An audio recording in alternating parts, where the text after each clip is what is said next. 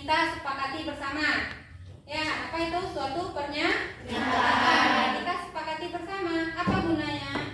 Untuk menghadirkan kelas yang kalian cita-citakan. Jadi di sini kalian bisa mengungkapkan kalian atau Ananda itu ingin kelas ini seperti apa. Jadi nanti kita akan menyusun suatu keyakinan kelas yang berisi beberapa poin. Nah, poin-poin ini intinya itu merupakan suatu pernyataan yang positif. Misal, si Mega saya inginnya kelas ini disiplin, Bu.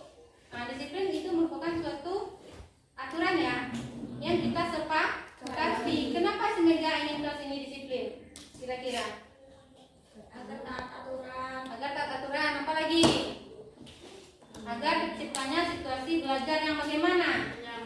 Nyaman. Karena kalau Ananda lagi belajar, ibu lagi mengajar, temannya baru datang terlambat, apa perasaan Ananda? Gak nyaman. Ibu yang mengajar pun juga terganggu. Untuk itu kita menyusun suatu keyakinan kelas yang berisi harapan-harapan kita dituangkan dalam pernyataan-pernyataan yang positif. Intinya ini nilai-nilai apa yang Ananda harapkan di kelas ini. Contoh tadi adanya kedisiplinan. Berarti kalau disiplin adanya rasa tanggung jawab misalnya, atau ketika belajar ingin adanya nilai-nilai menghargai. Misal ketika kamu presentasi tentu kamu ingin didengarkan. Ketika teman presentasi tentu juga kamu harus menghargai dengan cara mendengarkan mereka ketika presentasi. Nah, di sini ibu akan memberikan ini masing-masing satu lembar. Nah, satu lembar ini nanti kamu tulis dengan keyakinan yang kamu inginkan ada di kelas kita ini. Ya, masing-masing satu-satu saja, nggak usah banyak-banyak. Intinya harapannya itu pernyataannya berupa kalimat positif. Misal kamu tidak menginginkan mencontek itu negatif apa positif? Negatif. Nah, misalnya tidak mencontek ketika ujian, itu pernyataan negatif kan?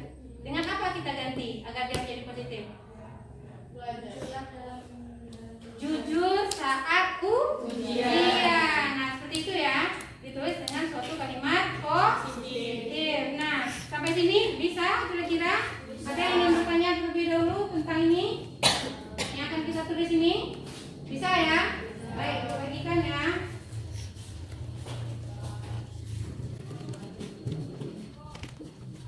Nanti ini kita tempel di papan tulis.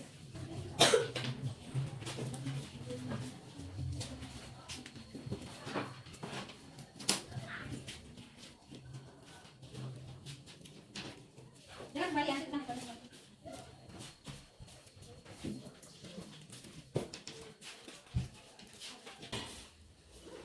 Silakan ditulis. Saya ingin gitu Bu. Terus Boleh?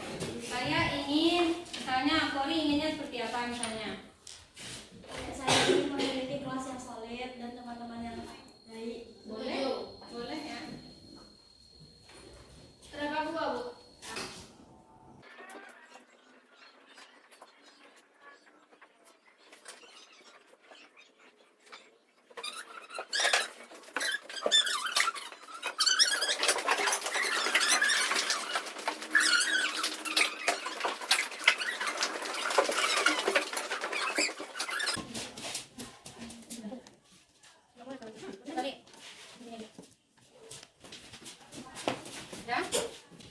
Nah, sekarang mari kita lihat ya kesepakatan kelas yang sudah Ananda tulis. Yang pertama di sini tidak berisik atau bicara saat guru menjelaskan pelajaran atau saat teman yang sedang presentasi. Tidak berisik atau bicara, intinya ini mendengarkan ke teman. Nilai apa yang ada di sini?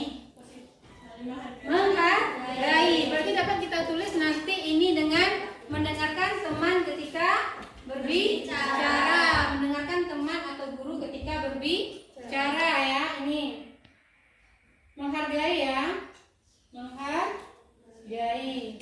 Di sini saya ingin kelas ini menjadi rukun dalam berteman dan tidak membeda-bedakan teman. Apa ini? Kompak. Ya, kompak. Di sini menggunakan HP saat dibutuhkan. Berarti berarti menggunakan HP hanya saat dibutuhkan. Di sini saya ingin kelas yang tenang, tidak teriak-teriak pada saat bermain HP. Berarti ini juga salah satu sikap menghargai, iya kan? Jangan teriak-teriak, berarti kita menghargai orang lain. Karena kalau kita teriak-teriak, orang lain bisa terganggu. Ya, saya ingin kelasnya selalu bersih agar nyaman saat proses pembelajaran. Berarti ini berkaitan dengan piket, melaksanakan piket. Ya, bertanggung jawab terhadap piket ke kelas. Ya. Berarti menghargai nanti bisa kita pilih salah satu ya. Nah, habis itu saya ingin ini bersih ya. Sama ini piket tadi, ini HP, ini piket. Saya ingin memiliki teman kelas yang solidaritasnya tinggi agar tidak membeda-bedakan teman. Berarti ini sama kompak tadi ya. Habis itu saya ingin pada waktu pembelajaran tidak ada yang berisik, harus memperhatikan guru yang sedang menerangkan. Lagi sama ya. Tiga sama kan? Nah, di sini satu kelompok. Ini menghargai juga sama. Nah, saya ingin memiliki teman kelas yang solidaritasnya tinggi. Ini mana tadi ya? Kompak ya? Mana tadi? Ini kompak ya. Ini ke kelas menggunakan HP. Saya ingin teman tidak berisik saat pelajaran, nah sama. Gimana caranya nanti ya? Menghargai. Saya ingin saat pelajaran kelas bersih dan rapi. Nah, teman kan? Ini ya, biasa tadi sama. Tidak menggunakan HP saat tidak dibutuhkan. Oke. Menggunakan HP saat tidak menggunakan HP saat tidak dibutuhkan. Teman ini ya, kelompokkan di sini. Saya memiliki kelas pada aturan kelas. Ini disiplinnya. Saya ingin lokal damai dengan tidak ada pertengkaran. Teman ini, mana ya? Bapak, hukum, damai. Teman kelas yang solidaritasnya tinggi. Saya tidak ingin terlalu banyak ritual atau proses pembelajaran. Nah, ini sama. Ya, sama di sini kan? Nah, menghargai ya, ya. Tidak banyak beri, tidak berarti menghargai. Melaksanakan piket tepat waktu. Seperti tadi. Ini ya. Yang bersama. Intinya, piket kelas. Selalu berbuat jujur dalam perkataan dan perbuatan. Nah, jujur. Satu. Ini menghargai berbuat di piket. Ini tiga. Jujur. Ini disiplin. Ini kompak. Ini HP ya. Masalah HP. Disiplin sama kelas. Oke. Tidak terlambat ya. Kalau terlambat kan tadi tidak jadi kita isi disiplin. Saya ingin mempunyai teman selalu kompak. Ini ya. Saya ingin teman menjaga kebersihan, contohnya menggunakan kaos kaki untuk sebagai kemampuan tidak kebauan. Nah, ini selain tiket atau kebersihan ya. Nah, ini sudah ini salah satu agar tidak merugikan orang lain. Ya. Saya ingin memiliki kelas nyaman, berbicara serunya, tidak berisik apa nih? Mana begini nih? Hargai. Saya ingin kelasnya rapi, berarti ini ya. Oke. Saya ingin pikir bertanggung jawab pas kali tiket masing-masing. Nah, oke. Ada lagi ini terakhir, saya ingin punya kawan kelas yang baik dan tidak suka campur urusan lain. Suka adu, bakit ke bahkan ke kelas. Nah, berarti ada apa ini? Ada 6 kelompok. Berarti secara garis besar ada 6 keyakinan yang kamu harapkan ada di kelas ini. Nah, 6 keyakinan ini berdasarkan kepada nilai kebaikan. Iya kan? Ya. Kenapa berdasarkan nilai kebaikan? Contoh, ini intinya menghargai, ini kebersihan, ini juga bisa kepada tanggung jawab. Bertanggung jawab terhadap tiket ke kelas, jujur dalam perkataan dan perbuatan. Yang keempat, disiplin. Nah, disiplin saat di dalam kelas, disiplin masuk ke kelas, taat aturan. Kenapa? Karena dengan adanya aturan kita bisa menjadi nyaman. Karena suatu pelanggaran itu akan dapat mengganggu kenyamanan. Nah, yang kelima adanya kekompakan. Semakin kompak kalian dalam ini, maka kalian akan saling memiliki rasa kekeluargaan yang tinggi. Rasa kekeluargaan yang tinggi, sehingga kalau rasa kekeluargaan tinggi, kalian nanti bisa mencapai satu tujuan bersama. Karena kalau nggak kompak ini tujuannya ini tujuannya B, ini tujuannya C, itu tidak bisa tercapai. Benturan nantinya. Habis itu yang masalah HP. Nah, menggunakan HP hanya saat diperlukan. Nah, keenam ini berupa keyakinan kelas yang tidak kita sepakati. Nah, sekretaris ibu minta ini dicatat. Ya.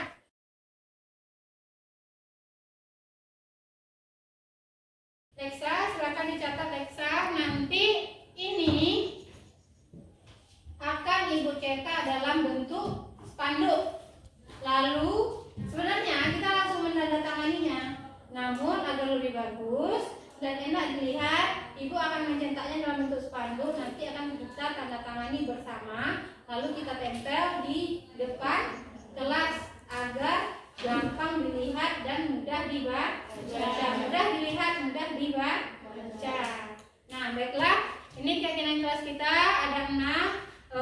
Kita sama-sama mengharapkan keyakinan kelas ini benar-benar kita yakini agar nanti saat proses pembelajaran berlangsung kita sama-sama nyaman. Tidak hanya kamu, ibu pun sebagai guru juga harus meyakini keyakinan kelas ini. Nggak mungkin kan ibu menyuruh kamu untuk meyakini ini sementara ibu saja tidak yakin. Nah, seperti itu. Kita sama-sama sepakat? Nah, baik. Saya akan ekstra disalin minggu depan. Setelah dicetak kita tanda tangani. Ibu ucapkan terima kasih atas partisipasi Anda dalam membuat keyakinan kelas kita hari ini. Terima kasih Assalamualaikum warahmatullahi wabarakatuh. Waalaikumsalam warahmatullahi wabarakatuh.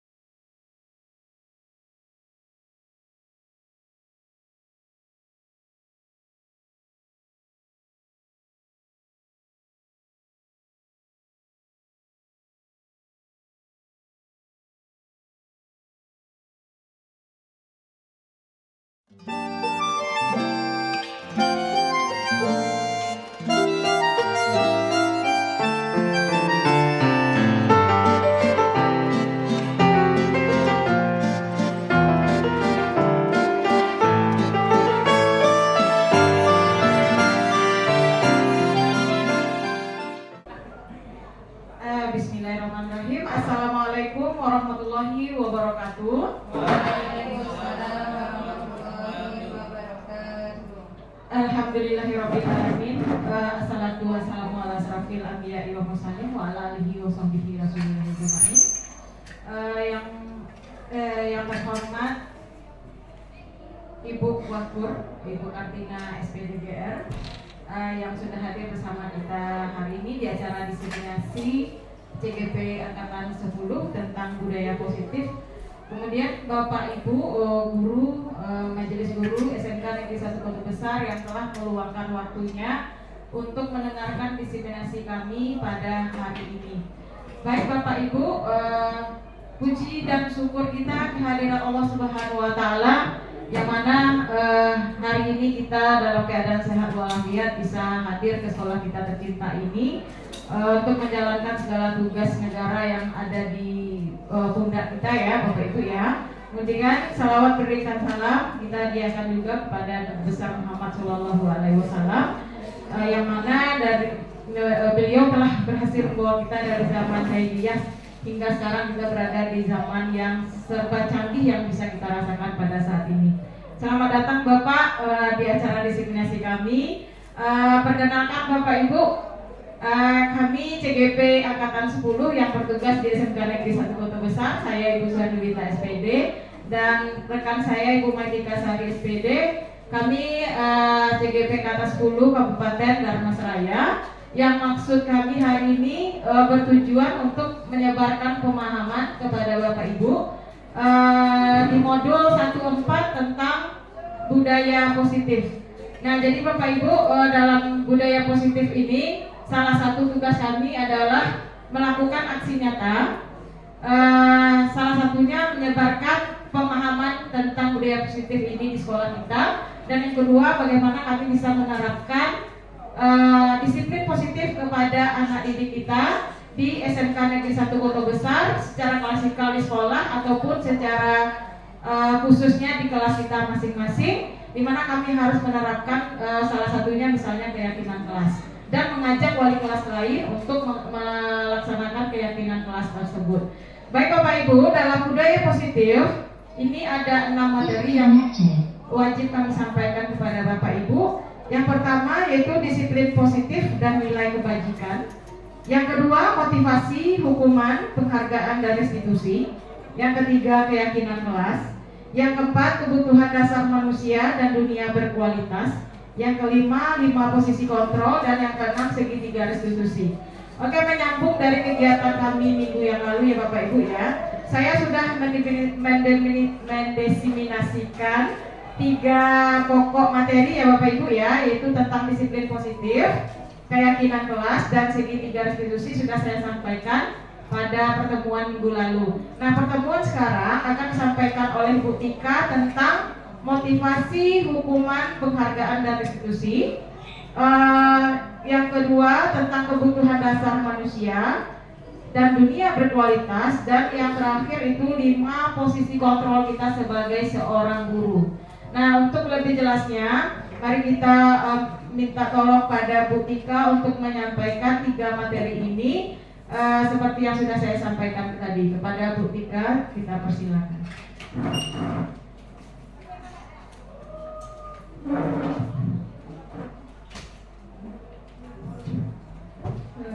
Baik, terima kasih kepada Miss Suherlita yang telah memberikan saya kesempatan untuk melakukan penyebaran budaya positif ini di sekolah SMK Negeri 1 Kota Besar ini kepada dewan-dewan guru yang ada di sekolah ini.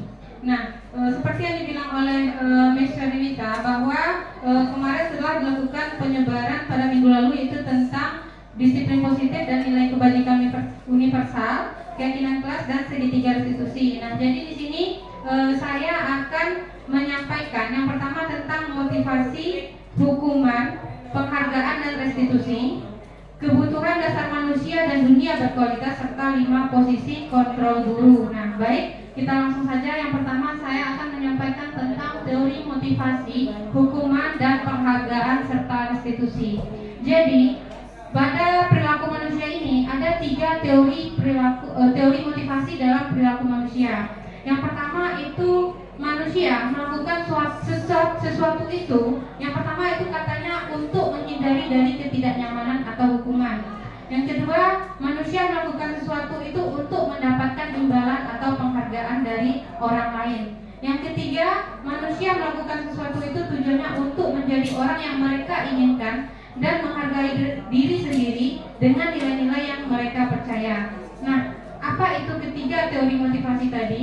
Yang pertama itu untuk menghindari ketidaknyamanan atau hukuman. Nah, bagi orang-orang yang memiliki motivasi yang pertama ini, mereka melakukan segala sesuatu itu motivasinya berasal dari luar dirinya, yaitu karena mereka tidak ingin mendapatkan suatu hukuman, karena mereka mencoba menghindari suatu hukuman atau ketidaknyamanan. Nah, karena itu dia melakukan sesuatu. Nah, biasanya orang-orang yang memiliki motivasi perilaku seperti ini, dia akan bertanya, apa yang akan terjadi apabila saya tidak melakukannya.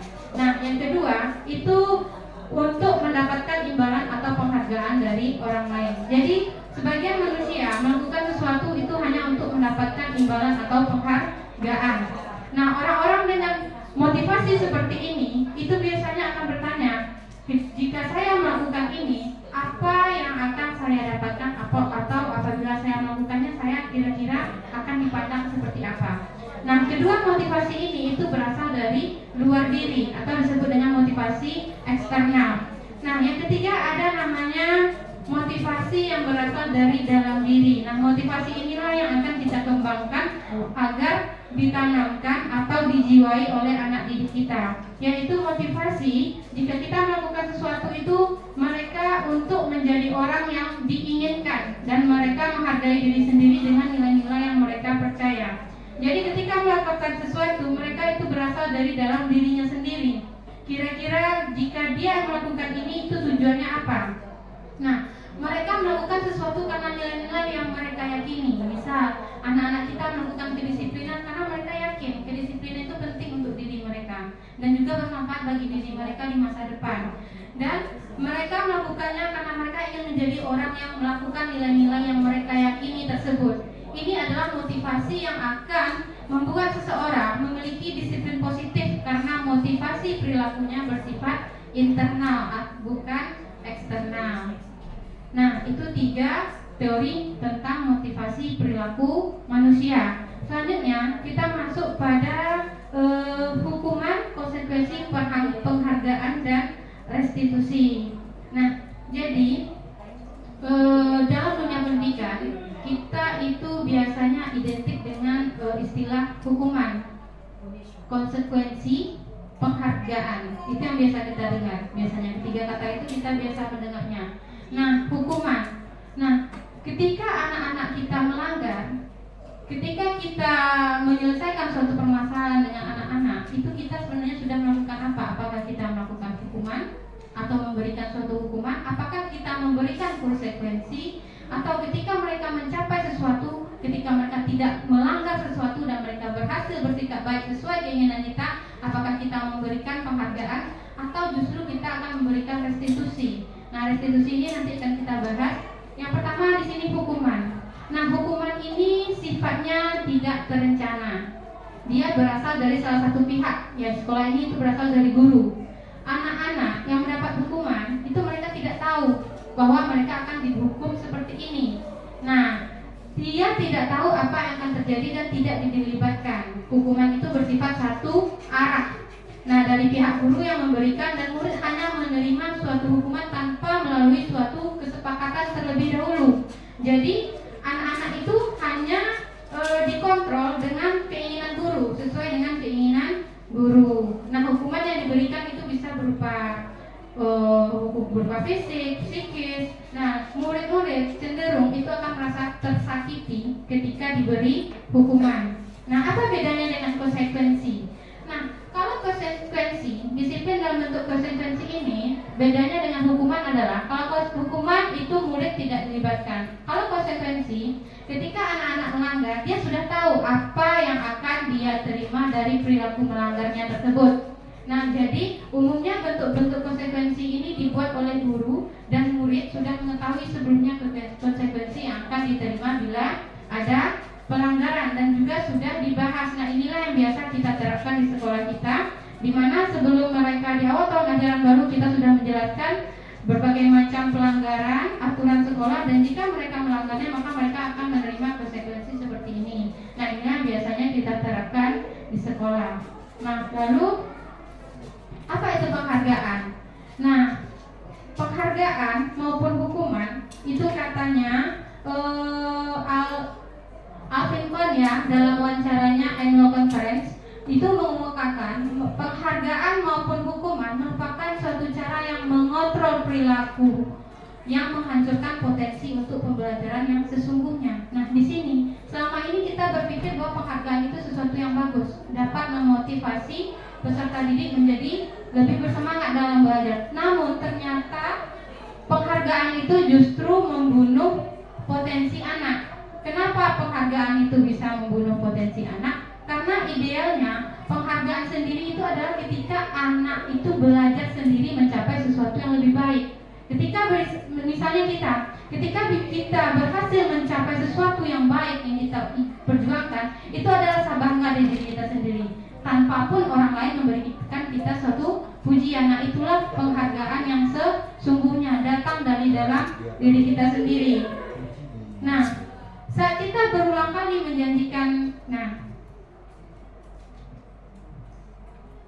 penghargaan ini itu biasanya bersifat menghukum. Kenapa menghukum? Nah, di sini dikatakan ketika kita berulang kali menjanjikan hadiah kepada anak agar mereka berperilaku bertanggung jawab, maka mereka akan berasumsi atau kita itu sesungguhnya berasumsi bahwa anak tersebut tidak mampu melakukannya. Makanya kita beri mereka penghargaan agar mereka mampu, agar mereka semangat, dan kita juga meyakini dia itu tidak bisa. Makanya kita memberikan dia penghargaan untuk bisa. Nah, itu sebenarnya konsep dari penghargaan ini. Meskipun selama ini kita berpikiran bahwa penghargaan ini tujuannya menambah semangat, ternyata bukan. Justru mematahkan potensi yang dimiliki anak. Nah, penghargaan ini ada dampak-dampaknya terhadap anak. Yang pertama, penghargaan itu memiliki pengaruh jangka pendek dan jangka panjang. Nah, penghargaan itu efektif jika kita menginginkan seseorang melakukan sesuatu hal dalam jangka pendek, tapi tidak dengan jangka panjang. Nah, penghargaan itu tidak efektif karena suatu penghargaan adalah suatu benda atau peristiwa yang diinginkan yang dibuat dengan persyaratan. Makanya dia tidak efektif. Kamu akan mendapatkan ini jika kamu melakukan ini. Nah, itu tidak efektif. Yang ketiga, penghargaan itu merusak hubungan. Kenapa bisa merusak hubungan? Contohnya ketika kita mengajar, ketika kita memberikan pujian, ketika seorang diberi penghargaan atau pujian di depan orang banyak, maka yang lain akan cenderung merasa iri. Nah, penghargaan itu merusak hubungan. Nah, jadi anak-anak siswa kita yang tidak menerima pujian, dia akan cenderung iri kepada temannya yang mendapatkan pujian. Nah, sebagian dari mereka juga tidak menyukai orang yang diberikan penghargaan. Itu sifat cenderungnya seperti itu. Nah, kita sebagai seorang guru, jika terlalu sering memberikan penghargaan kepada murid-muridnya, besar kemungkinan murid-murid termotivasi hanya untuk menyenangkan kita. Karena kita memberi mereka hadiah, kita senang, mereka melakukannya, jadi mereka melakukannya hanya untuk menyenangkan kita, bukan untuk meningkatkan kualitas diri mereka menjadi lebih baik. Dan dalam penelitian juga penghargaan penghargaan itu dikatakan dapat mengurangi ketepatan. Penghargaan menurunkan kualitas. Orang-orang yang diberikan penghargaan dan orang-orang yang tidak diberikan penghargaan dalam melakukan sesuatu itu kualitasnya berbeda. Mereka yang termotivasi dari dalam dirinya dalam melakukan sesuatu hal itu cenderung hasilnya lebih bagus daripada mereka yang melakukan sesuatu karena penghargaan. Dan penghargaan itu mematikan kreativitas, sama seperti kualitas tadi. Selanjutnya, penghargaan itu bersifat menghukum. Kenapa menghukum? Penghargaan menghukum mereka yang tidak mendapatkan penghargaan. Contohnya saja juara kelas. Juara kelas itu salah satu bentuk penghargaan. Nah, bagi yang tidak juara itu merupakan suatu hukuman bagi mereka. Dan juga penghargaan dan hukuman adalah hal yang sama karena keduanya mencoba mengendalikan perilaku seseorang. Nah, ada teori yang menyatakan bahwa bagusnya perilaku seseorang itu dikendalikan oleh dirinya sendiri. Itulah hubungannya dengan motivasi yang berasal dari dalam diri tadi. Mereka melakukan hal yang lebih baik dikarenakan ada motivasi dari dalam, bukan motivasi dari luar, seperti itu.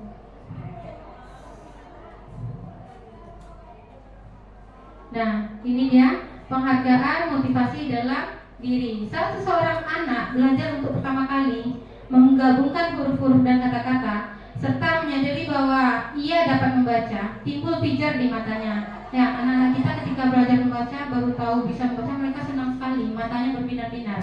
Nah, namun ketika mereka menyadari suatu keterampilan baru, mereka bahagia. Namun seiring berjalannya waktu, ketika kita memotivasi anak tersebut dengan hadiah, ketika mereka mendapatkan itu, binar itu hilang. Karena mereka tujuannya hadiah, bukan kemampuan dirinya lagi. Nah, seperti itu. Jadi motivasi itu harus ada dari dalam diri, seperti itu. Nah, di sini juga dikatakan, jika kita memberikan penghargaan kepada seorang anak pada saat dia sedang merasa bangga, sedang bangga-bangganya atas pencapaiannya, maka kita akan mengambil kegembiraan itu dari dirinya, seperti itu. Dan itu teori tentang penghargaan. Selanjutnya masuk kepada restitusi. Nah, restitusi, apa itu restitusi? Restitusi itu merupakan sebuah pendekatan untuk menciptakan disiplin positif. Ya, sebagai seorang guru, ketika anak didik kita melakukan kesalahan, kita kira-kira apa yang kita lakukan? Nah, di sini ada beberapa pertanyaan. Yang pertama, menunjukkan kesalahannya dan melihat kesalahannya, menunjukkan kesalahannya dan memintanya melihat kesalahannya baik-baik. Yang kedua, mengatakan kamu seharusnya tahu bagaimana kamu seharusnya bertindak. Yang ketiga, mengingatkan murid Anda akan kesalahannya yang sama di waktu sebelumnya. Misalnya kamu kemarin loh udah terlambat, sekarang terlambat lagi, besok terlambat lagi. Nah, seperti itu. Itu kita mengingat-ingatkan kesalahannya di masa lalu. Yang keempat, bertanya padanya, kenapa kamu melakukan sesuatu yang seharusnya tidak kamu lakukan. Yang kelima, mengkritik dan mendiamkannya. Nah, apabila kita mengambil tindakan seperti ini, maka kita itu akan membuat murid kita merasa menjadi orang yang gagal. Jika kita mengambil langkah-langkah seperti tadi, maka ketika mereka menerima pertanyaan-pertanyaan seperti tadi, mereka akan merasa saya adalah orang yang gagal, seperti itu. Jadi apa yang seharusnya kita lakukan agar murid-murid kita tidak merasa gagal dengan dirinya? Nah, itulah namanya restitusi, sebuah cara menanamkan disiplin positif pada murid. Restitusi merupakan menciptakan kondisi bagi murid untuk memperbaiki kesalahan mereka, sehingga mereka bisa kembali pada kelompok mereka dengan karakter yang lebih kuat. Nah, restitusi ini memiliki tujuan disiplin positif dan memulihkan diri anak setelah berbuat salah. Nah, penekanannya bukan pada bagaimana berperilaku untuk menyenangkan orang lain atau menghindari ketidaknyamanan, namun tujuannya adalah menjadi orang yang menghargai nilai-nilai kebajikan yang mereka percayai. Nah, di sini ada 10 ciri restitusi yang membedakannya dengan program disiplin lainnya di sekolah kita. Nomor satu itu restitusi bukan untuk menebus kesalahan. Jadi bukan untuk menebus kesalahan yang dilakukan, tetapi untuk belajar dari kesalahan. Dengan belajarnya anak kita dari kesalahan, sehingga mereka tidak melakukannya di kemudian hari. Yang kedua, restitusi itu memperbaiki hubungan. memperbaiki hubungan anak didik dengan teman-temannya, dan juga memperbaiki hubungan kita dengan anak didik. Yang ketiga, restitusi adalah tawaran, bukan paksaan. Tidak ada paksaan untuk anak dalam memperbaiki diri. Kita hanya menawarkan solusi. Yang keempat, restitusi itu bersifat menuntut untuk melihat ke dalam diri anak didik kita. Yang kelima, restitusi mencari kebutuhan dasar dan mendasari tindakan. Yang keenam, restitusi diri adalah cara yang paling baik. Yang ketujuh, restitusi fokus pada karakter, bukan tindakan. Yang kedelapan, restitusi menguatkan. Yang kesembilan, restitusi fokus pada solusi. Yang kesepuluh, restitusi mengembalikan murid yang berbuat salah pada kelompoknya.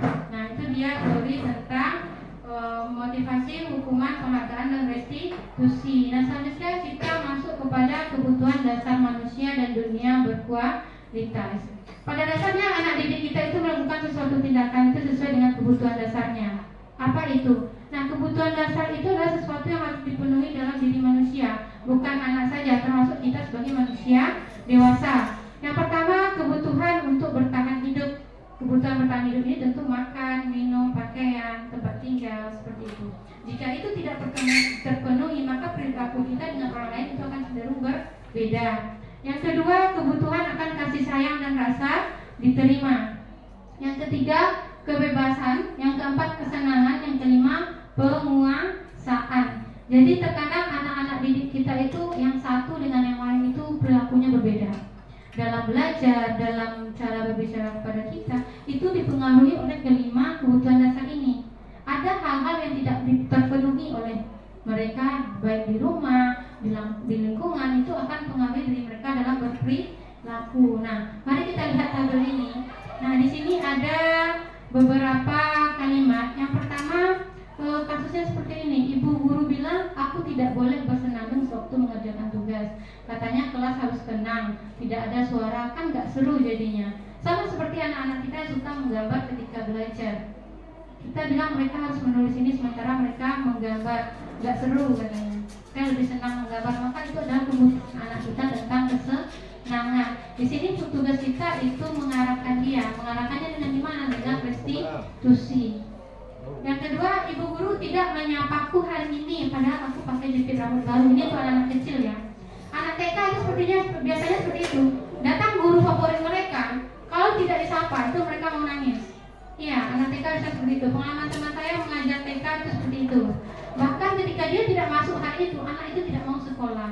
Nah, itu kasih sayang dan rasa diterima. Dia merasa guru tersebut memberikan kasih sayang kepada dia dan guru tersebut menerima dirinya. Nah, itu dia. Yang ketiga, aku bosan, mana belajarnya cuma gitu-gitu aja, dengerin ibu guru aja katanya. Berarti dia ingin kebebasan dalam belajar. Nah, yang keempat, aku sebal, gambarku tidak rapi, malah ibu guru menunjukin ke teman-temanku di depan kelas. Itu kebutuhannya, penguasaannya tidak terpenuhi, seperti itu. Nah, itu terima tentang kebutuhan dasar manusia. Selanjutnya kita masuk kepada 5 posisi kontrol. Nah, ini yang penting Bapak dan Ibu untuk kita dengarkan bersama, 5 posisi kontrol seorang guru. Nah, dalam mendisiplinkan siswa atau dalam menerapkan budaya positif di sekolah, disiplin positif, kita memiliki 5 posisi kontrol. Yang pertama, posisi kontrol sebagai penghukum. Nah, kita seorang guru itu cenderung menggunakan 5 posisi kontrol ini. Bisa berubah-ubah, bisa itu terus, bisa kita memakai beberapa posisi kontrol sekaligus. Yang pertama sebagai posisi penghukum.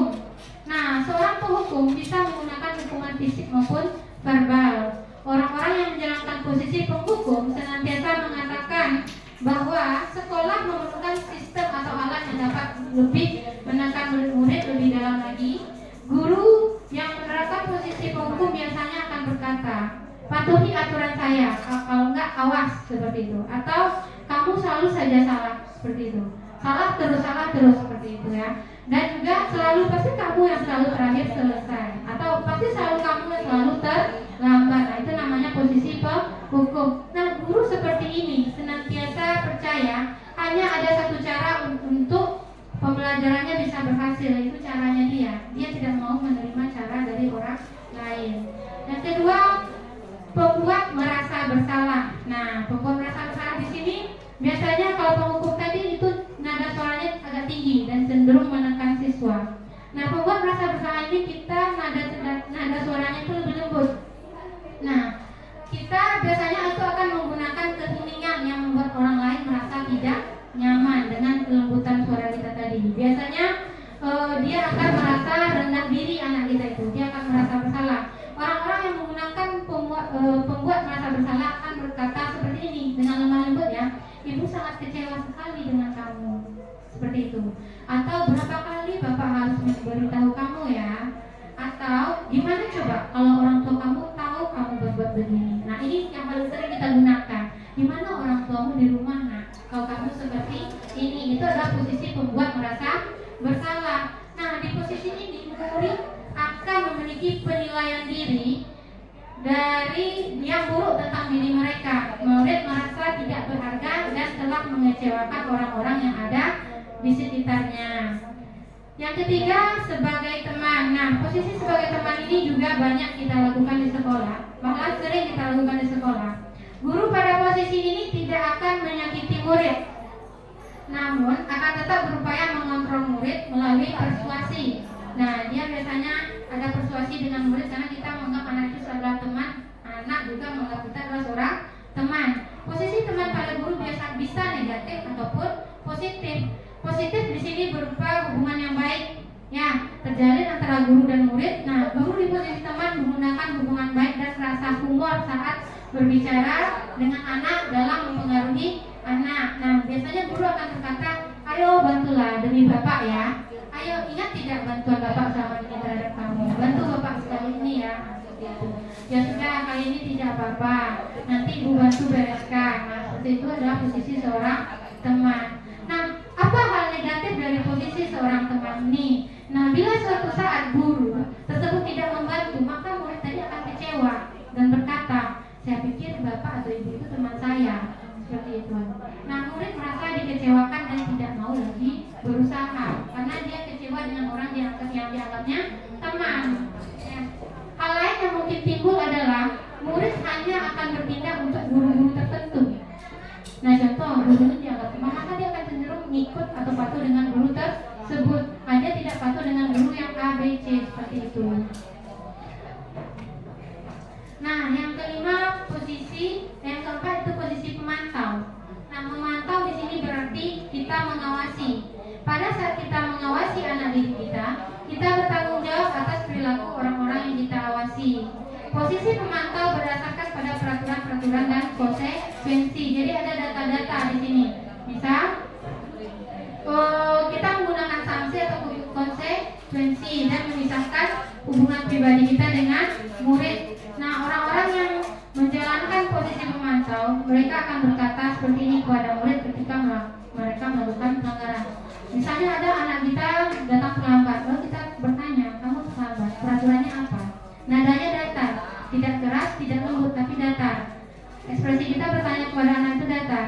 Peraturannya apa? Apa yang telah kamu lakukan? Anak bilang saya terlambat. Terus konsekuensinya apa? Nanti mereka akan menjawab, konsekuensinya ini, seperti itu. Nah, sebagai seorang pemantau, sangat mengandalkan perhitungan, catatan data yang dapat digunakan sebagai bukti atas perilaku seseorang. Jadi ada catatan semacam buku bobot, ya, penggunaan skor, ya, itulah yang kita gunakan di sekolah ini biasanya. Karena kita ada sistem bobot, sistem poin ya. Nah, posisi pemantau sendiri berawal dari teori stimulus respon yang menunjukkan tanggung jawab guru dalam mengontrol murid. Nah, yang kelima itu ada posisi manajer. Nah, posisi inilah yang diharapkan ada pada diri kita sebagai seorang guru.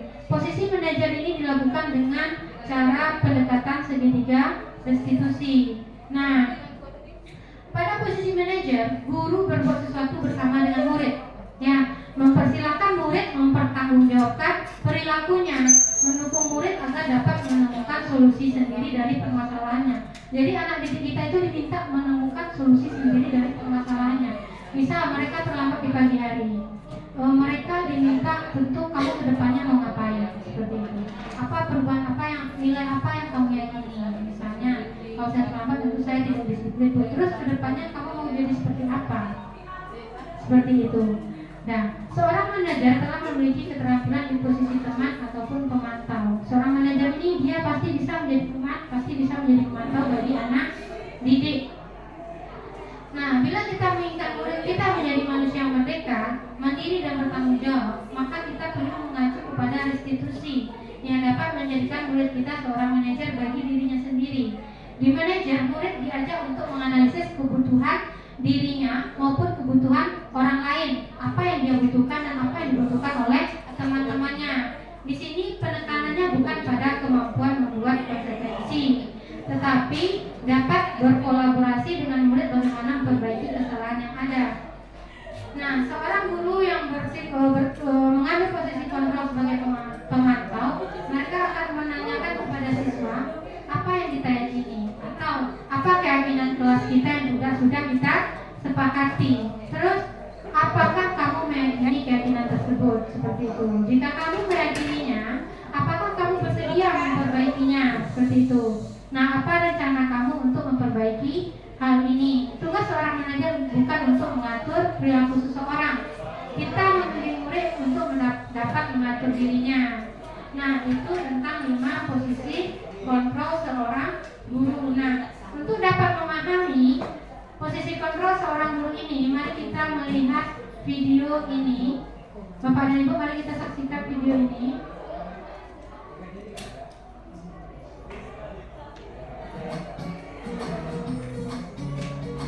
Pada video tak boleh di sekolah. Nah, ini contoh dari 5 posisi kontrol seorang guru. Kita bisa membedakan di sini bagaimana cara kita berkata, nada suara dan ekspresi.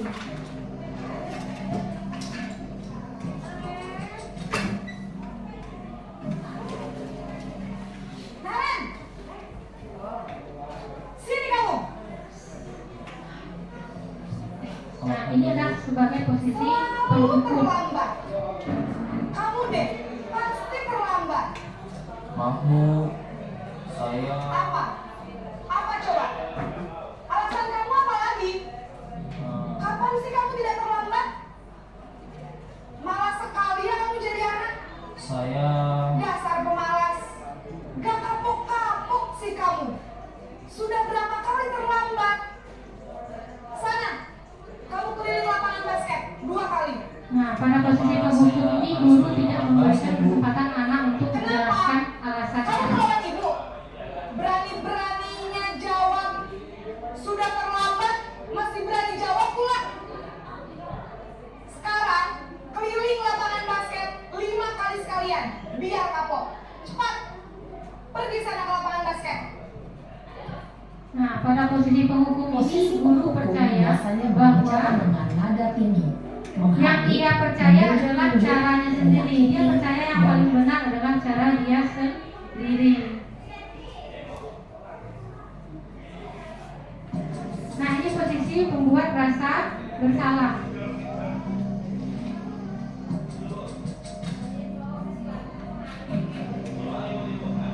Naren!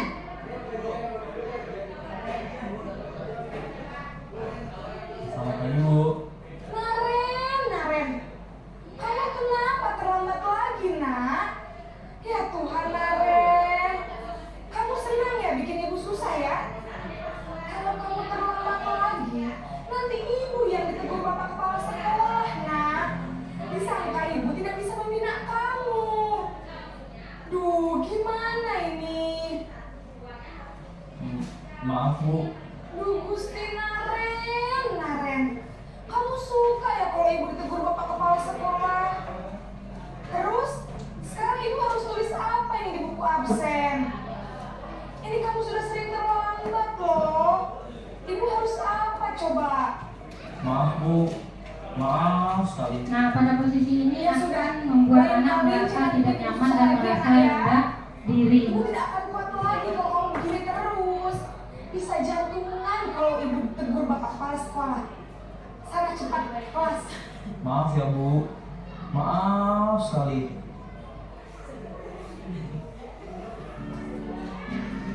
Nah, ini adalah posisi sebagai teman. posisi kontrol guru sebagai teman. Selamat pagi Bu. Wah, sudah jam berapa ini nak? Terlambat lagi ya sayang. Iya Bu. Di sini guru memanfaatkan kedekatannya dengan murid sebagai seorang teman. Kamu malah menyalahkan ibu kamu. Kamu bukannya anak yang larinya paling kencang. Kok terlambat sih? Iya Bu, saya memang terlambat bangun tadi. Jadi biarpun saya lari kencang, tetap gak kesenjang Bu. Ya sudah sana, nanti lain kali larinya lebih kencang lagi ya. Biar gak terlambat lagi. Bikin seneng ibu, demi ibu. Bisa kan? Bisa lah Bu. Ya sudah sana masuk kelas. Ibu beresin urusan absen kamu. Kamu ini ada-ada saja. Nah, biasanya pada posisi pemantau ini, jika kita bisa bikin kesepakatan dengan murid sesuai dengan yang ia senangi, maka ia akan senang. Namun jika tidak, mereka akan kecewa. Sehingga Selamat pagi Bu. Nah, ini posisi sebagai pemantau.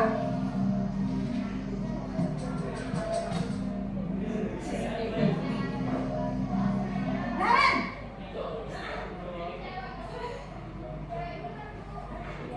Selamat pagi Bu.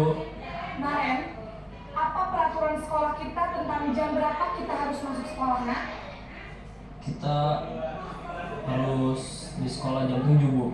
Iya betul, sekarang sudah jam 7.20. Naren sudah tahu konsekuensinya jika terlambat hadir.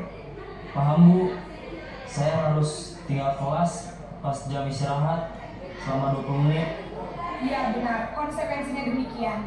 Jadi nanti jam 9.30 pas istirahat, kamu harus tinggal di kelas, kerjakan tugas tambahan untuk ketertinggalan kamu, ya? Baik Bu.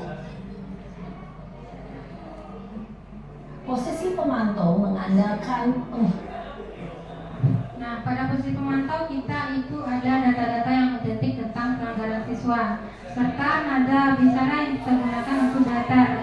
Dan juga pada posisi pemantau itu ada konsekuensi yang sudah diketahui anak sebelumnya. Nah, ini posisi terakhir, posisi manajer yang diharapkan ada pada diri kita sebagai seorang guru. Ini berkaitan dengan segitiga institusi yang telah dijelaskan oleh Miss Fernita pada minggu sebelumnya.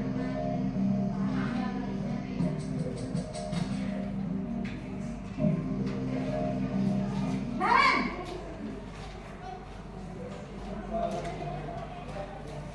Selamat pagi Bu.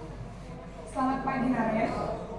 Maaf Bu, saya terlambat. Iya, sekolah masuknya jam 7, sekarang sudah jam 7.20. Jadi sekarang bagaimana ini, Naren? Maaf Bu, saya lupa setel alarm saya semalam. Baiklah, menurut kamu, keyakinan sekolah yang mana yang perlu kamu tingkatkan? Menghargai diri sendiri dan orang lain mungkin. Anak-anak akan selalu ditanya tentang keyakinan yang mereka yakini. Jadi perbaikan dirinya adalah tentang nilai yang mereka Iya, Bu. yakini tadi. Saya meyakininya. Apakah Naren bersedia memperbaiki masalah keterlambatan ini? Bersedia Bu. Bagaimana kamu akan perbaiki masalah keterlambatan ini? Saya akan coba untuk tidak lupa menyetel alarm saya Bu. Baik, kalau Naren lupa menyetel alarm di rumah, ada orang yang kira-kira bisa bantu mengingatkan tidak? Ada Bu. Kata saya, Kak Emma. Ada lagi selain Kak Emma? Selain Kak Emma, ada ibu saya. Baik, jadi yang mengingatkan Naren adalah Kak Emma dan ibu kamu ya? Kira-kira akan mulai start alarm kapan nih, Naren? Setelah pulang sekolah, akan segera saya lakukan. Baik, jadi Naren akan setel alarm untuk bangun besok pagi dan akan diingatkan oleh kakak dan ibunda Naren ya. Ada lagi yang mungkin perlu dilakukan Naren agar tidak terlambat bangun lagi. Tidak ada Bu. Baik Naren, terima kasih untuk kerjasama kamu. Sekarang kamu perlu kembali ke kelas untuk belajar. Baik Bu, terima kasih. Nah, itu salah satu contoh dalam posisi kontrol, posisi seorang guru, posisi kontrol kita sebagai seorang manajer. Jadi dalam mengontrol anak dalam posisi manajer ini, kita mencari solusi bersama anak. anak diajak untuk menemukan solusi sendiri dari perilaku melanggarnya. Sehingga jika dia kita ajak untuk menemukan sendiri, kedepannya dia tidak akan melakukan kesalahan yang sama, karena dia meyakini nilai apa yang dia yakini, dan dia tahu dia harus apa ke depannya. Hal ini berbeda ketika kita memberi hukuman. Ketika kita memberi hukuman, itu pola pikir anak berbeda. Mereka akan cenderung sakit hati, dendam. Nah, ada biasanya sebuah cerita anak itu kalau ketemu kita, misalnya anak yang sudah tamat bertahun-tahun ketemu kita, itu yang cenderung diingat adalah hal yang negatif. Misal, aku loh dulu dihukum ibu ini, seperti itu. Akan sangat jarang diingat hal yang positif, walaupun ada hal yang positif. Makanya kita berusaha untuk menerapkan perilaku sebagai seorang manajer. Nah, itu tentang 5 posisi kontrol guru. Nah, terkait dengan segitiga restitusi, di sini saya akan menampilkan sebuah video penerapan segitiga restitusi yang sudah saya coba rancang di sekolah ini bersama murid. Nah, mari kita tonton. Meskipun di video ini suara anaknya kurang terdengar, tapi coba kita lihat, semoga terdengar. Nah, di sini menerapkan langkah-langkah segitiga restitusi. Yang pertama itu menstabilkan identitas, yang kedua memvalidasi tindakan yang salah, yang ketiga menanyakan keyakinan.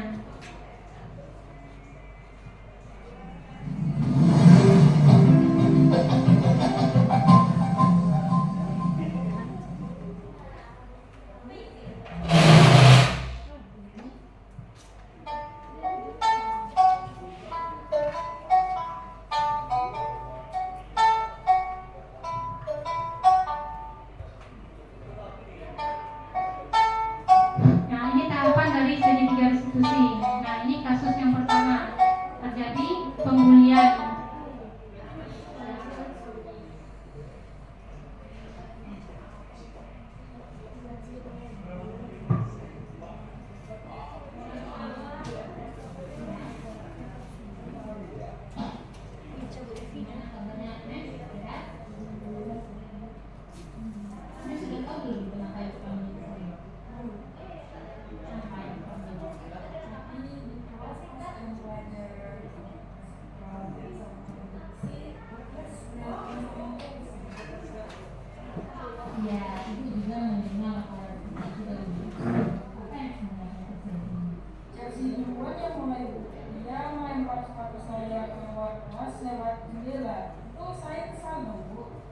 Ya, ibu mengerti, wajar jika Agnes merasa kesal. Tidak perlu, ibu pun jika di posisi Agnes pasti juga akan merasa kesal. Namun, Agnes tidak ingin melakukan hal yang lebih buruk pada Chelsea, bukan? Enggak bu, setidaknya saya juga tidak mau melakukan hal itu, walaupun saya sedang kesal. Berarti Agnes bisa memikirkan yang lebih baik, bukan? Iya bu, saya mengerti. Seharusnya saya bisa bersabar dan bicara lebih baik lagi sama Chelsea. Kedepannya, Agnes ingin jadi orang yang seperti apa? Nilai karakter apa yang Agnes inginkan ada pada diri Agnes? Saya ingin jadi orang yang bersabar dan tenang dalam bersikap bu. Saya juga ingin jadi orang yang lebih menghargai orang lain bu. Lalu saya tidak mau berbicara yang buruk tadi bu, karena setelah saya mengatakan hal itu, saya jadi merasa bersalah. Terus, ibu juga setuju dengan Agnes. Kedepannya, apa yang akan Agnes lakukan? Saya mau minta maaf sama Chelsea. Mulai sekarang, mari kita lebih menghargai orang lain ya. Nah, sekarang silakan kembali ke kelas. Nanti ibu akan bicara dengan Chelsea. Dulu ya bu. Selamat. Setelah berdiskusi atas kesalahan yang saya lakukan di kelas, saya menjadi tersadar atas kesalahan yang telah saya perbuat. Saya menjadi bisa memperbaiki diri dan saya tidak lagi ketakutan saat bertemu dengan ibu kita.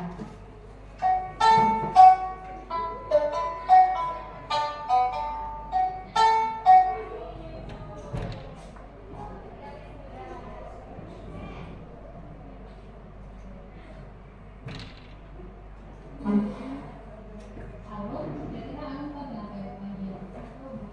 Tadi di kelas kita kerja kelompok bukan? Apa yang kamu lakukan di kelompok kamu? Saya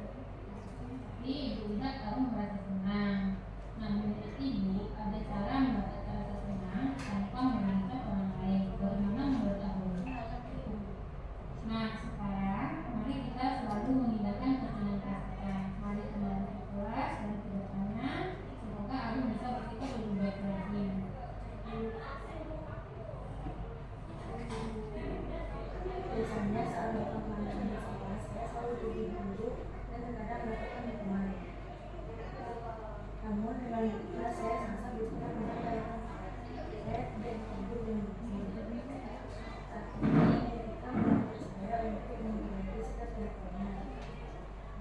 Saya senang berdiskusi dengan ibu tentang kesalahan yang saya perbuat dan saya tidak merasa tertekan. Kenapa ibu panggil sini?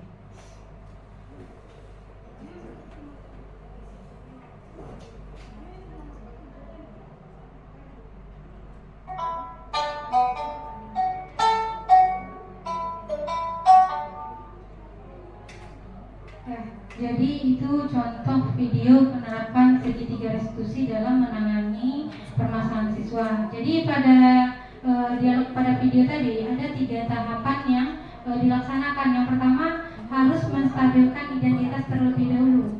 Nah, kenapa kita harus menstabilkan identitas terlebih dahulu? Jadi ketika anak melakukan kesalahan itu dia pikirannya semrawut, dia nggak tenang. Jadi kita perlu menstabilkan identitas bahwa di sini kita mengatakan kepada anak kalau setiap orang itu pasti melakukan kesalahan. Jadi dia mulai menerima dirinya. Jadi kita menstabilkan dirinya, lalu baru kita memvalidasi tindakan dia yang salah itu apa, yang dia lakukan itu apa. Kita tanyakan apa alasannya. Ya, dia menyadari kalau itu memang salah seperti itu. Setelah dia menyadari kalau memang itu salah, dan terakhir baru kita tanyakan apa nilai yang ia yakini dan apa yang akan dia rubah ke depannya. Nah, baik Bapak dan Ibu, itu penyebaran pemahaman dari saya tentang budaya positif. Selanjutnya saya kembalikan kepada Miss Suhermilita.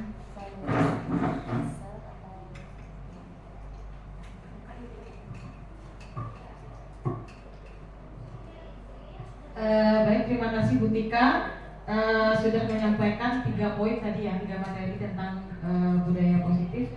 Sudah terima.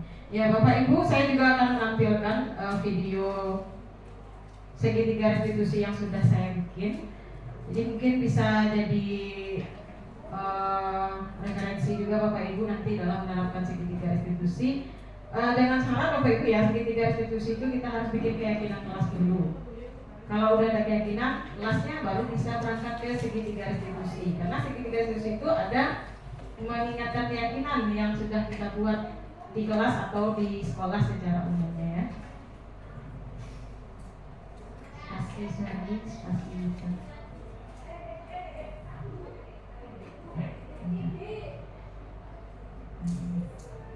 Oke, mari kita saksikan bersama ya Bapak Ibu ya. Contoh dari segitiga restitusi yang sudah saya buat bersama anak-anak 10 KA.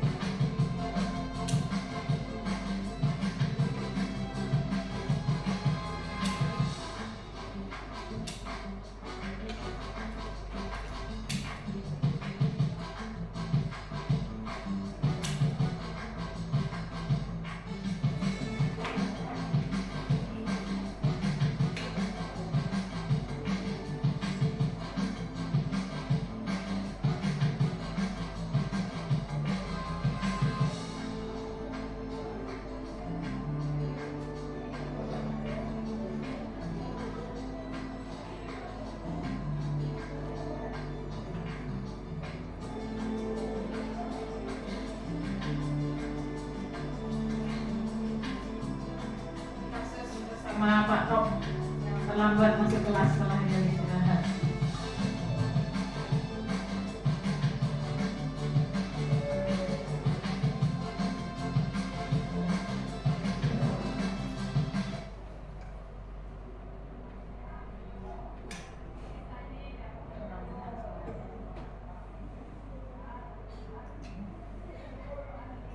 Nggak bisa dibesar suaranya.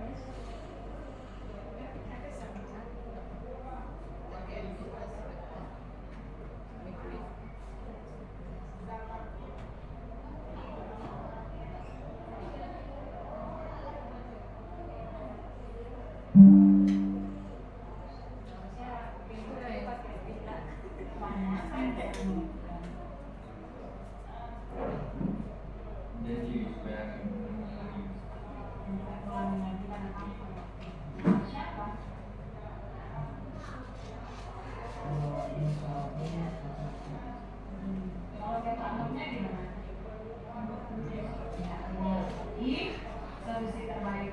yang sama. Kita minta maaf sama-sama. Yang kedua, kedepannya apa? Bahwa kita tepat waktu dengan cara ya. Sudah punya jam kan? Nah, lihat jam. Berapa masuk habis sekarang itu? Berapa jam? Jadi jam 8 masuk, jam 7 langsung ke sekolah ya. Mama lagi maaf ya. Bisa jadi kalian laksanakan. Beneran nih. Oke. Jadi istiqomah janjinya ya. Kalau pertama minta maaf, kemudian tepat waktu untuk masuk baik sama anak atau guru lainnya. Oke ya. Oke, baiklah. Sekarang istiqomah janji kalian. Kita udah selesai. Silakan masuk ke kelas semuanya. Kembali belajar. Warahmatullahi wabarakatuh. Saya Muhammad Kamarjani dari kelas Psikologi Analisis SMK Negeri 1 Terbesar.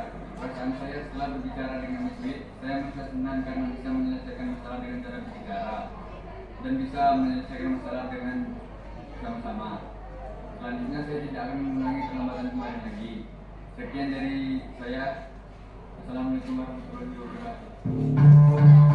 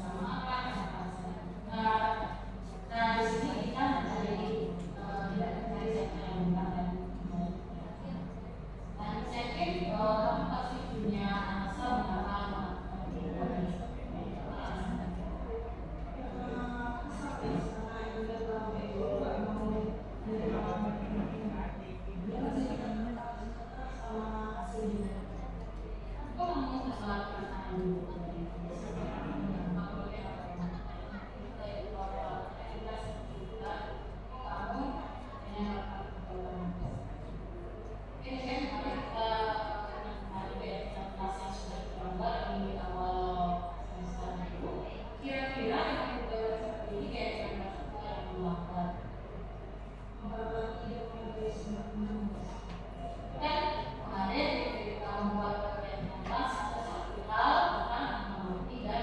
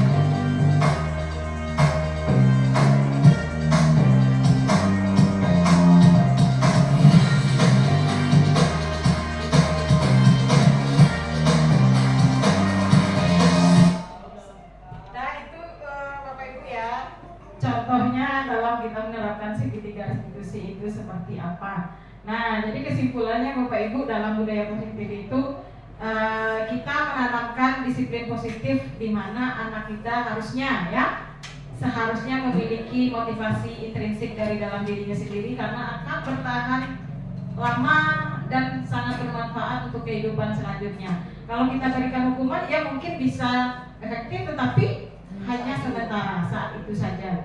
Ya, kalau misalnya kita memberikan bertindak sebagai teman pun ya dia mendengarkan kita, tetapi itu pun juga hanya sementara. Yang bertahan lama itu motivasinya memang harus dari dalam dirinya sendiri, sehingga sampai kapanpun dia dalam kehidupannya akan selalu bermanfaat jika dia selalu memiliki motivasi dari dalam dirinya sendiri. Jadi Bapak Ibu, penutup dari saya, mari kita bersama-sama untuk bisa menjalankan disiplin positif ini di sekolah kita agar budaya-budaya positif selalu berkembang sekolah kita dan semakin baik untuk masa yang akan datang. Jadi Bapak Ibu, terima kasih banyak sudah mendengarkan kami, Ibu-ibu CGP ini yang sudah mendukung kami untuk melaksanakan aksi nyata. Sekali lagi kami ucapkan terima kasih banyak sudah meluangkan waktunya. Mohon maaf jika apabila kami ada melakukan kesalahan atau kata-kata yang salah yang mungkin menyinggung Bapak Ibu guru semuanya. Sekali lagi mohon maaf ya Bapak Ibu ya. Terima kasih juga sekali lagi. Wabillahi taufiq wal hidayah. Assalamualaikum warahmatullahi wabarakatuh.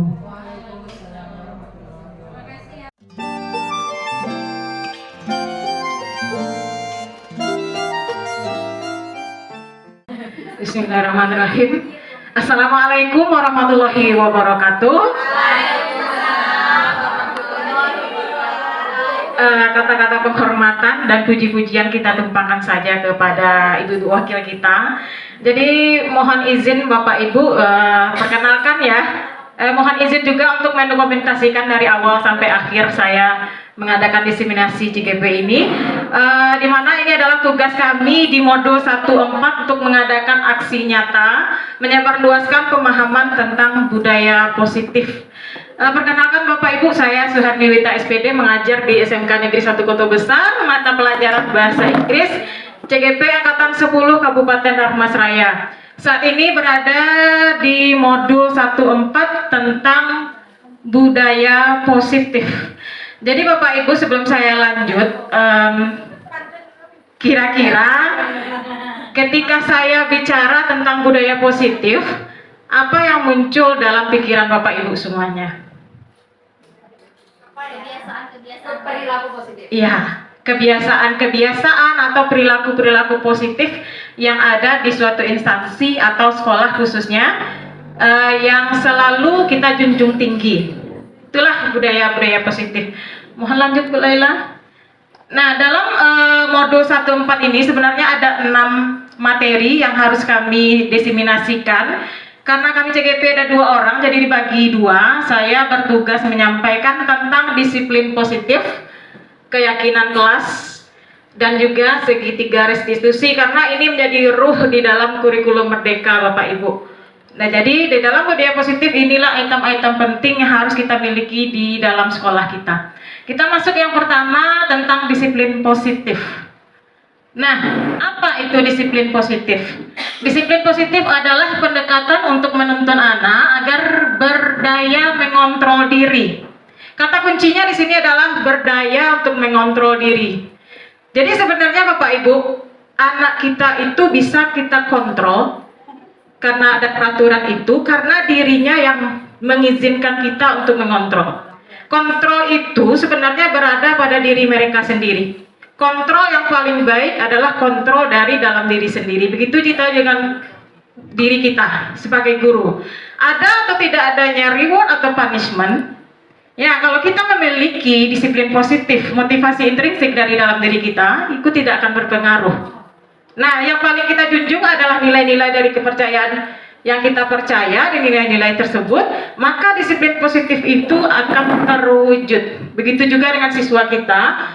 Nah, dia akan mengontrol diri dan menguasai diri untuk memilih tindakan yang mengacu pada nilai-nilai kebajikan. Disiplin positif merupakan komponen utama dalam mewujudkan budaya positif.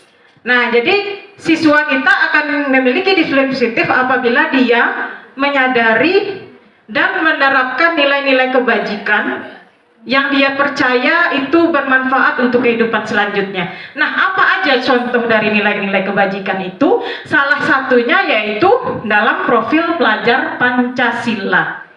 Sebenarnya ada 6 institusi yang memiliki teori nilai-nilai kebajikan. Saya ambil contohnya 2. Dari profil pelajar Pancasila yang 6 dimensi tersebut, ada beriman, bertakwa kepada Tuhan Yang Maha Esa, dan berakhlak mulia, mandiri, bernalar kritis, berkegiatan global, bergotong royong, dan kreatif. Nah, apabila anak kita sudah memiliki nilai-nilai ini, berarti mereka sudah memiliki nilai disiplin positif tersebut.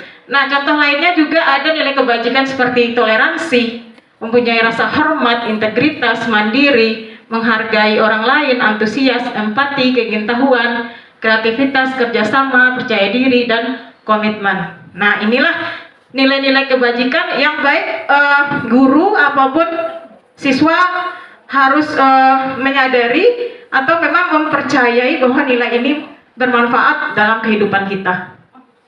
Next, Bu Laila.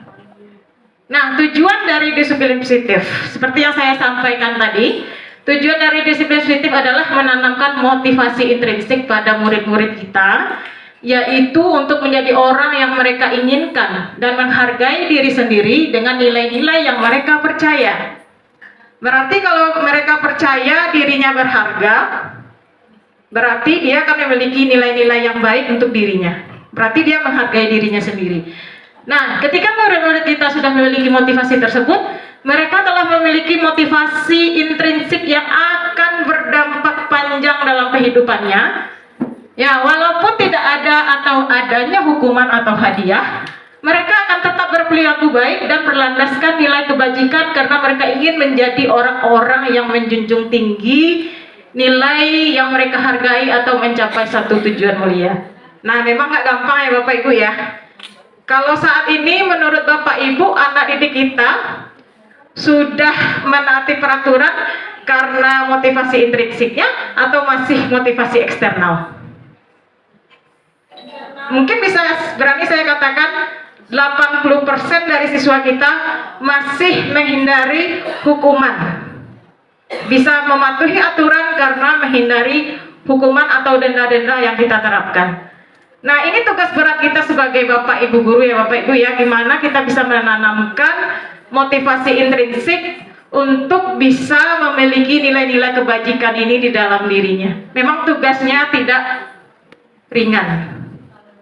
Berat tugas, tetapi seperti yang disampaikan Bu Laila tadi, di dalam CGP, nggak aja dalam CGP aja sih, tapi dalam suatu institusi atau di dalam suatu lembaga yang sangat diperlukan itu adalah kolaborasi.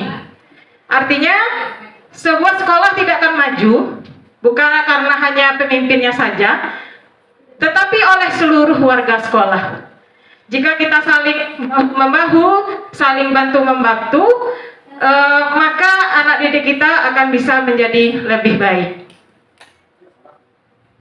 Lanjut Bu Laila, next. Nah, konsep yang kedua, keyakinan kelas.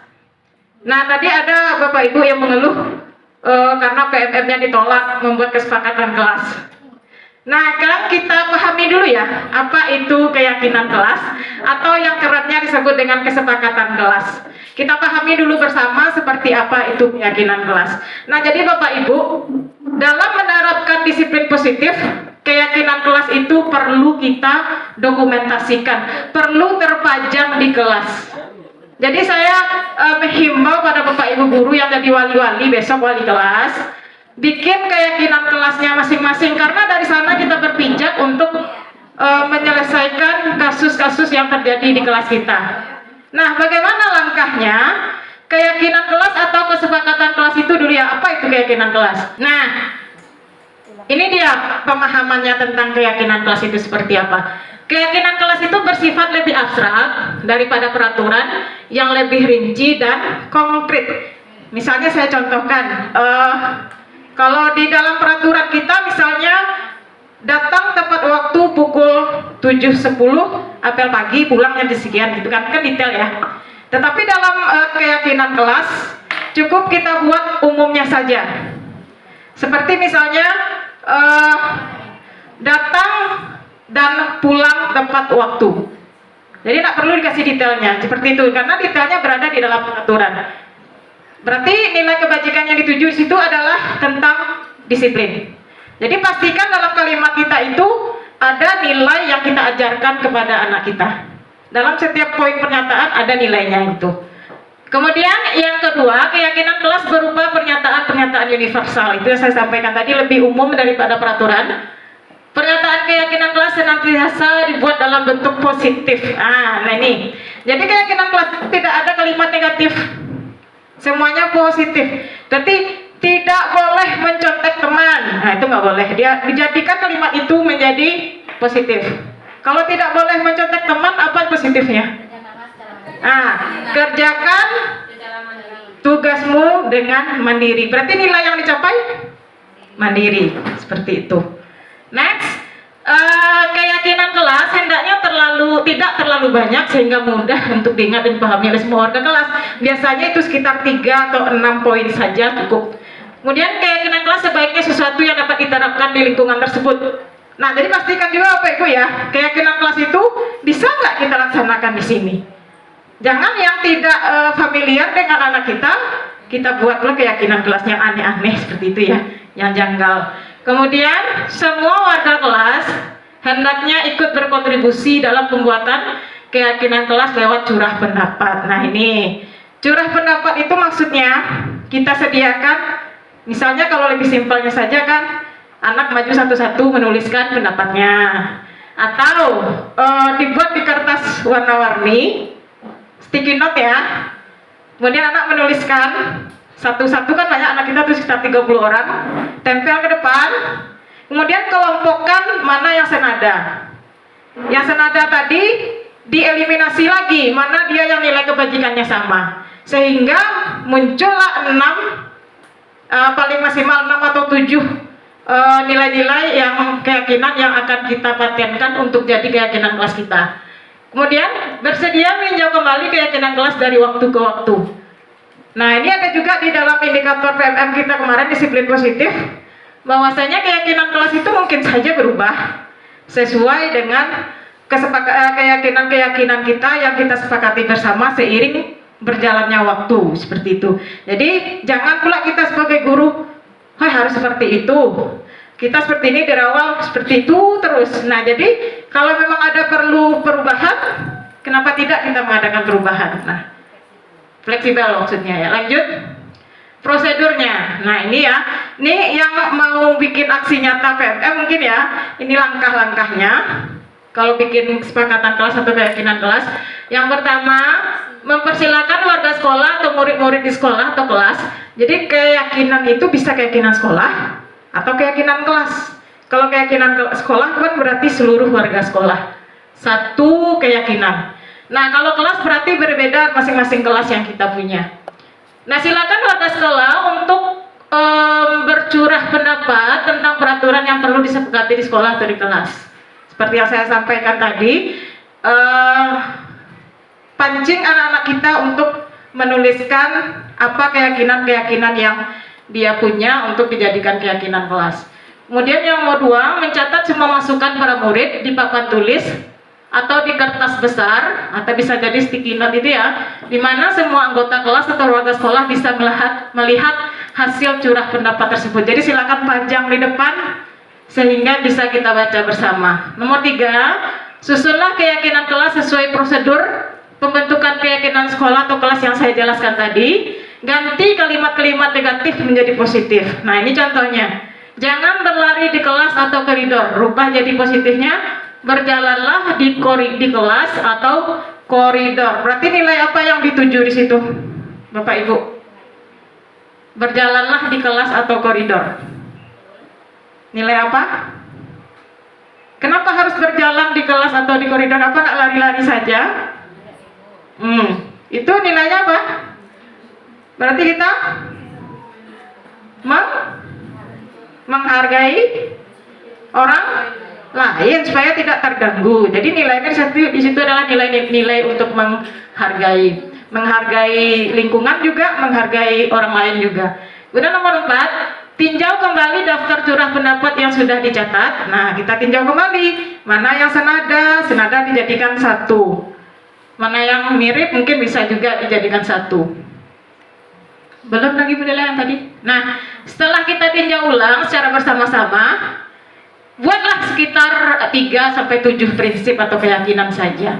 Kemudian setelah itu, setelah dapat 3-7 tadi, minta seluruh siswa kita untuk menandatanganinya. Setelah kita tanda tangani, baru kita pajang. Kita print spanduknya, mungkin kita pajang di kelas kita. Nah, jadi imbauan untuk Bapak Ibu besok, mari kita berlomba-lomba bikin spanduk keyakinan kelas. Oke ya Bapak Ibu wali kelas ya. Oke, next. Bisa sekalian menjadi pelatihan PMM saksi nyata satu kan. Lanjut, satu lagi yang terakhir yang akan saya jelaskan yaitu segitiga restitusi. Jujur saya baru tahu teori ini di CGP. Sebelumnya waktu menjabat jadi wakil kesiswaan pun saya nggak paham apa ini segitiga restitusi. Saya mungkin main hukum siswa saja seperti itu.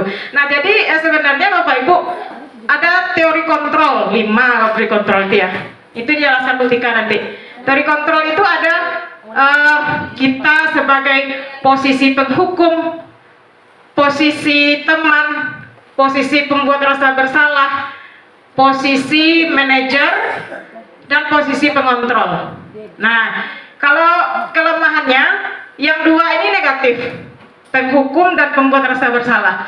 Kalau penghukum berarti kita memberikan hukuman dan membuat siswa kita merasa gagal, jadi dia merasa jadi tidak berguna, gagal. Kalau yang kedua, posisi membuat rasa bersalah ini menghibah-hibah. Nah, janganlah kamu seperti itu, nanti ibu dimarahi kepala sekolah. Nggak kasihan kamu sama ibu. Kayak gitu kamu lagi. Seperti itu.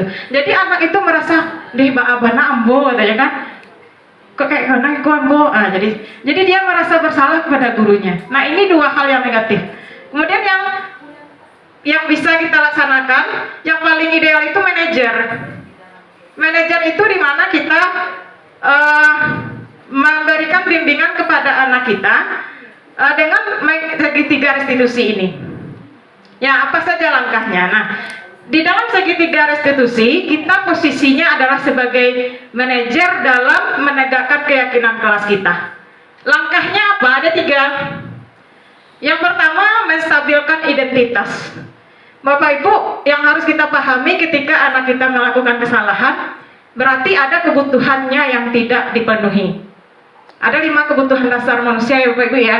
Misalnya, contohnya saja, ada anak yang nggak suka dalam pelajaran saya, misalnya pelajaran bahasa Inggris. Contoh nyatanya ya, kemudian dia tidur di dalam kelas. Saya marahi, kenapa dia tidur? Mungkin saya suruh ke depan, berdiri segala macam. Nah, sementara dia nggak suka bahasa Inggris, saya paksa juga suka. Kebutuhan apa yang tidak terpenuhi sama dia? Dia kan nggak senang belajar bahasa Inggris kan? Berarti kebutuhan kesenangannya tidak terpenuhi. Kita paksa juga dia belajar bahasa Inggris. Nah, ketika itu langkah yang harus kita ambil adalah menstabilkan dulu identitasnya. Nanti saya jelaskan apa langkahnya ya. Setelah itu kita validasi tindakannya yang salah. Yang ketiga kita tanyakan keyakinannya. Kita bahas satu-satu. Nah, ketika langkah pertama menstabilkan identitas bertujuan untuk mengubah identitas anak dari orang yang gagal karena melakukan kesalahan menjadi orang yang sukses. Anak yang melanggar peraturan karena sedang mencari perhatian adalah anak yang sedang mengalami kegagalan.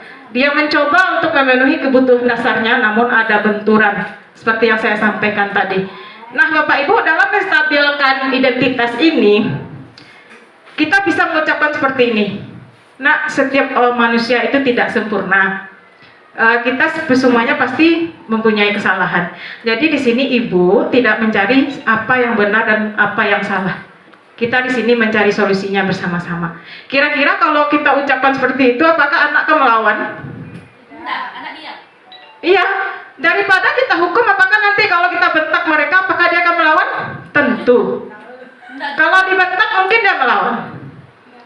Setiap anak, ya kalau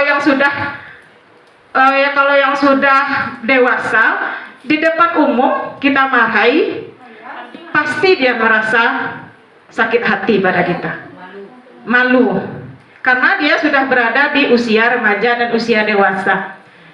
Tapi kalau kita panggil dia empat mata, kita bicara baik-baik, kemungkinan kecil dia untuk melawan itu jarang, sangat kecil kemungkinannya. Tapi cobalah dia marahi di depan banyak orang, pasti akan dongkol, dan itu seumur hidup dia akan ingat pada kita hal yang kita lakukan itu. Nah, jadi di dalam konsep segitiga restitusi ini Bapak Ibu mengajak kita untuk bisa memberikan kontrol yang lebih baik kepada anak didik kita. Kemudian setelah kita stabilkan identitasnya, lanjut Bu Laila. Yang kedua, kita validasi kesalahannya. Tujuannya untuk menunjukkan bahwa guru memahami alasan dibalik tindakan murid. Nah, yang pertanyaannya mungkin bisa kita tanyakan, Ibu yakin kamu pasti punya alasan kenapa melakukan perbuatan seperti itu. Nah, berarti sini tujuannya adalah kita berusaha untuk memahami kenapa anak kita berbuat seperti itu. Saling memahami kita dengan tindakan yang dilakukan oleh anak kita tersebut. Langkah yang ketiga, menanyakan keyakinan. Menanyakan keyakinan ini sumbernya dari keyakinan kelas tadi. Jadi Bapak Ibu keyakinan kelasnya harus ada dulu. Kalau enggak bisa kita jalankan segitiga restitusinya.